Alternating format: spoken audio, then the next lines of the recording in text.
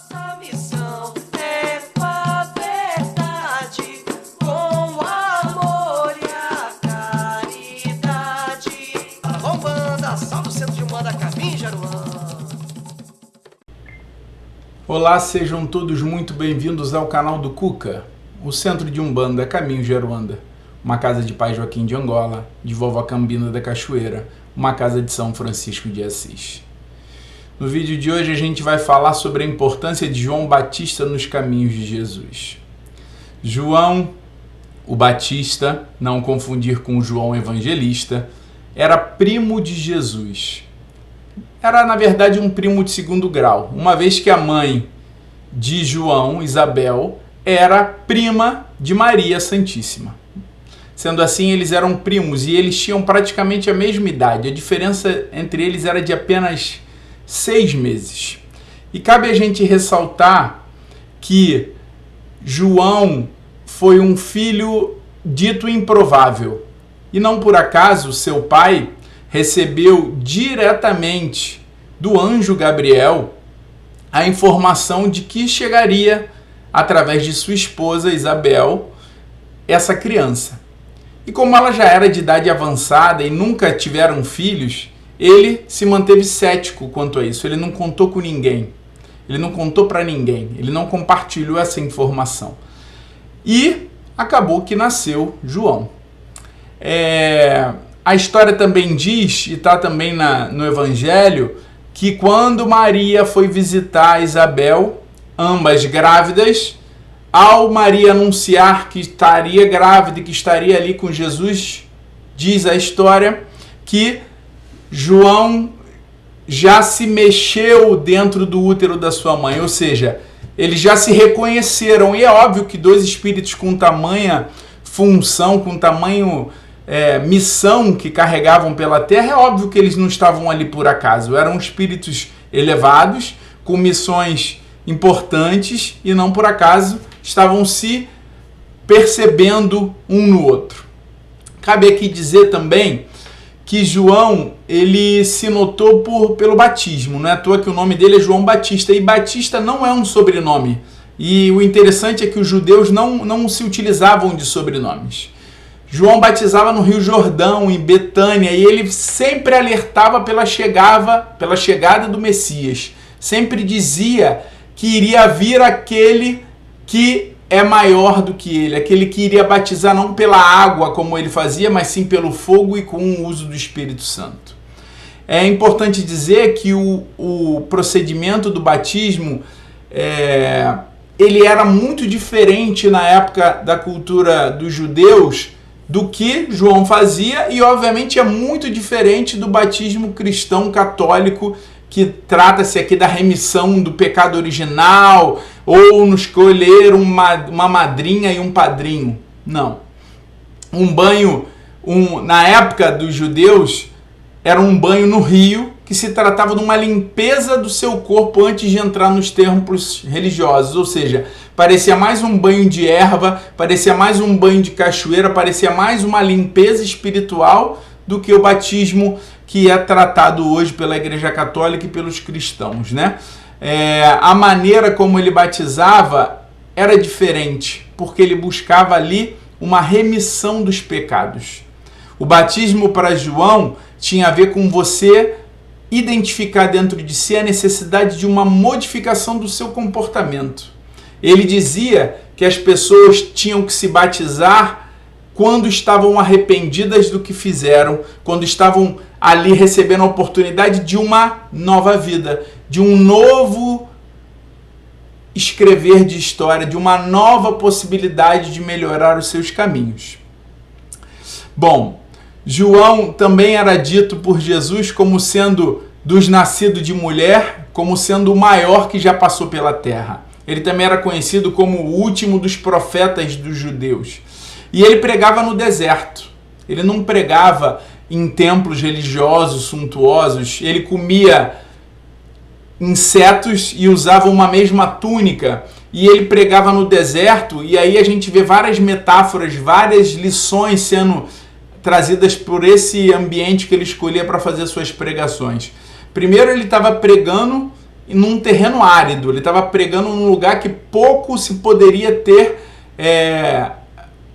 a possibilidade de nascer alguma coisa, ou seja, ele estava semeando numa terra que não era muito boa, mas ele estava preparando essa terra, ele estava preparando aqueles que estavam buscando esse aprendizado. Porque a gente pode dizer também que João era o percussor talvez da reforma íntima, porque ele estava querendo dizer o seguinte: ok, você quer se batizar, mas antes de se batizar, reflete tudo que você fez de errado na sua vida, reflete tudo aquilo que você precisa mudar, tudo aquilo que você precisa reescrever para que você possa, assim, encontrar essa oportunidade, para que Deus possa te permitir, né, seguir esse caminho. E certo dia, João viu Jesus e disse: eis o Cordeiro de Deus que tira o pecado do mundo. Este é aquele do qual eu disse: após mim vem um homem que foi antes de mim, porque já era primeiro do que eu. Então João, ele sempre anunciava, sempre que ele podia, a chegada de Jesus.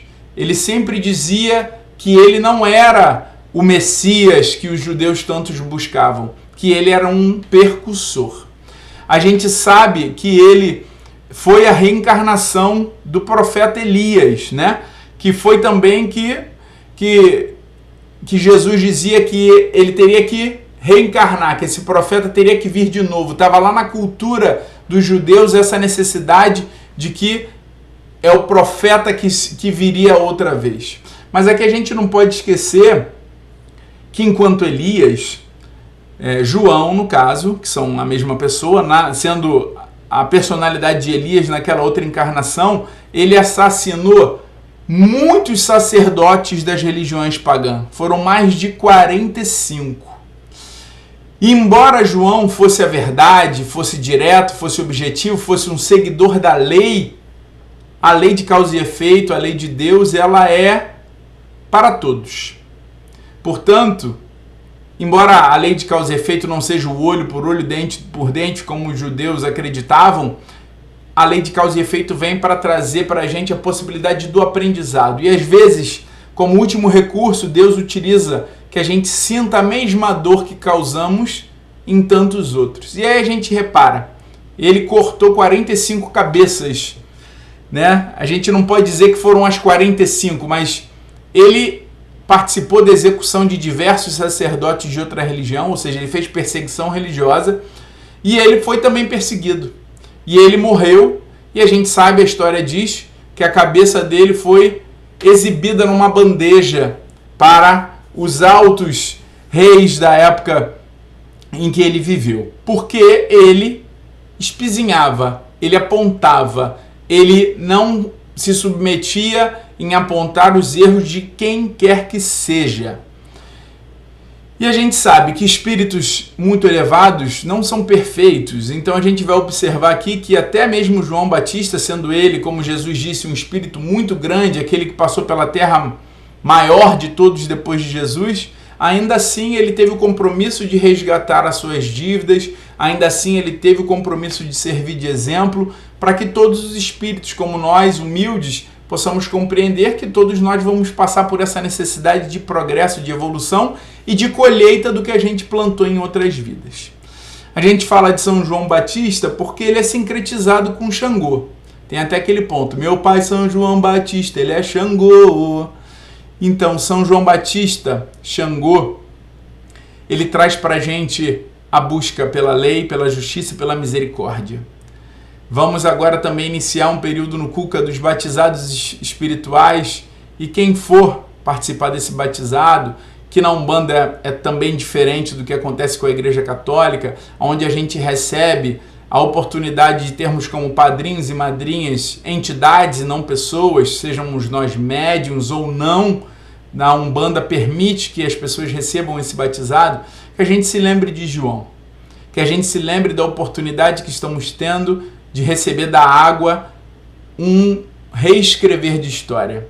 Quando a água tocar as nossas cabeças, quando ela tocar as cabeças dos nossos filhos, ou de algum parente, ou de algum amigo, que a gente possa entrar em oração e pedir que essa pessoa reescreva a sua história, que ela possa fazer tudo aquilo que ela planejou quando ela ainda estava na erraticidade, planejando a sua reencarnação, que ela possa vencer todos os seus desafios, todas as suas provas, que ela possa crescer, evoluir e progredir, e que essas entidades que estarão participando do batizado, que elas possam estar ao lado, prestando conta, dando conta de todos os caminhos, nos levantando quando a gente cair, sempre sabendo que nós temos a nossa missão, eles vão nos auxiliar, eles não caminham pelas nossas pernas, eles são aqueles que estão nos protegendo, nos guiando, mas ele não caminha por nós. Que São João Batista, que Xangô do Oriente, que toda a força de Xangô possa estar presente junto de nós hoje e sempre. Fiquem todos com Deus. Muito obrigado. Axé.